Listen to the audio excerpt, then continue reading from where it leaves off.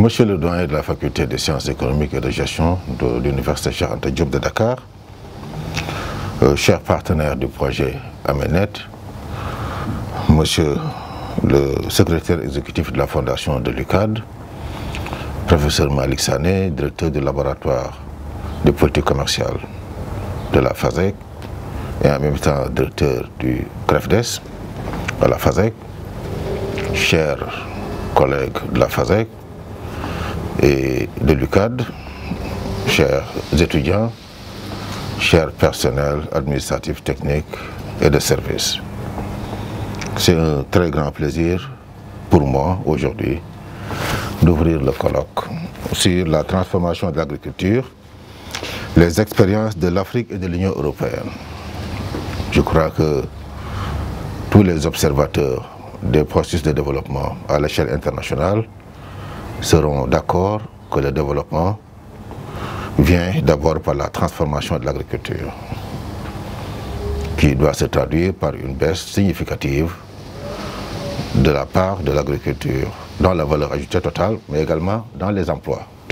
Alors, pour l'Afrique, nous observons une forme de transformation agricole.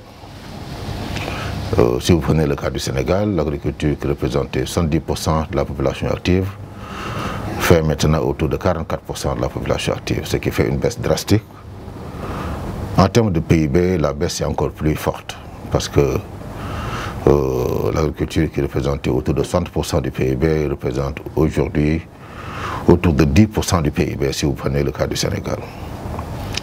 Mais il semble que le modèle de transformation agricole qui a été observé dans les pays européens et asiatiques n'est pas tout à fait le même modèle qu'on est en train de voir en Afrique parce que la main-d'œuvre libérée par l'agriculture n'est pas allée alimenter le secteur manufacturier, mais semble plutôt aller alimenter le secteur du commerce et des services.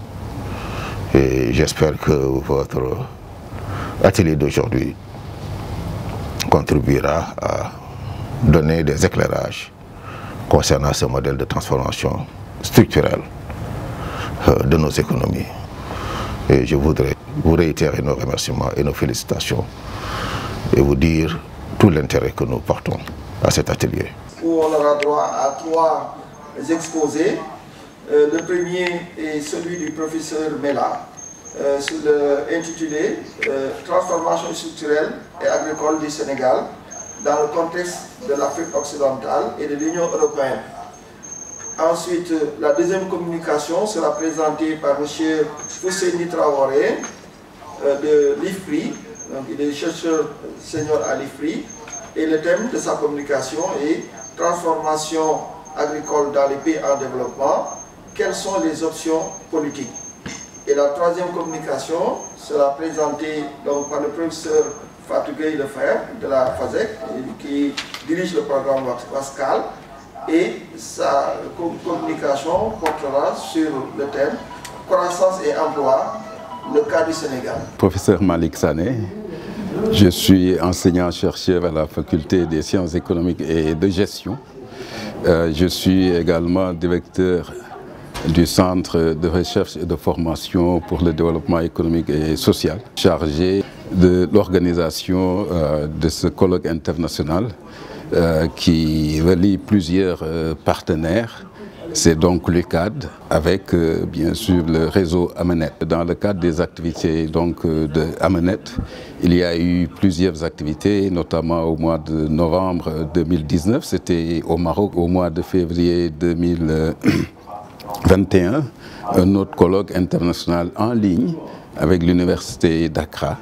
Et aujourd'hui, au mois de mars 2021, c'est donc un autre colloque international en ligne qui concerne, abrité par l'université Cheikh Anta Diop de Dakar. Ce colloque a pour thème transformation de l'agriculture, des expériences de l'Afrique et de l'Union européenne, étant donné bien sûr la place centrale que joue l'agriculture dans nos économies.